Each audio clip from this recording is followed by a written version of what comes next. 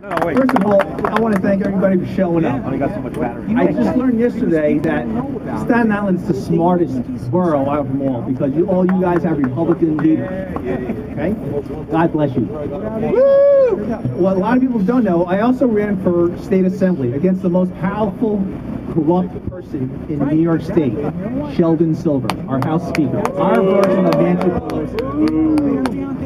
Now, I want to thank all of Staten Island's elected officials for offering public service, but they took a sworn oath to protect and follow the Constitution. Maybe they just forgot what's inside. So I suggest to you, go to Barnes & Noble, pick up a bunch of these things, and go to their offices and hand it to them, and then read the Second Amendment. Let me read it to you. As regulated militia, being necessary to security of a free state, the right of the people to keep and bear arms shall not be infringed. Let me repeat that. The right of people to keep and bear arms shall not be infringed. Now, that's pretty simple, don't you think? Yeah. What part of that don't I understand? I don't know.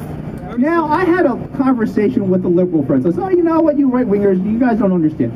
The Second Amendment wasn't meant for you to just buy guns and have them all the time. It's meant for normal people to fight against a tyrannical government. I said, absolutely. That's why I need an okay. Now, think about it. We're taxed 50% of all our money between state, local, and federal. And if you're wealthy, you're taxed way over 50%. If that's not a tyrannical government, what is? Okay? The government has the right to seize your property through eminent domain, and if Andrew Cuomo has his way, and buyback? Confiscation, buyback? Like, mandatory buyback? If that is not confiscation, what is? If the government can force you to buy a product that you may or may not want, just like the British did when they forced the colonials to buy their tea, aka Obamacare, if that is not a tyrannical government, what is?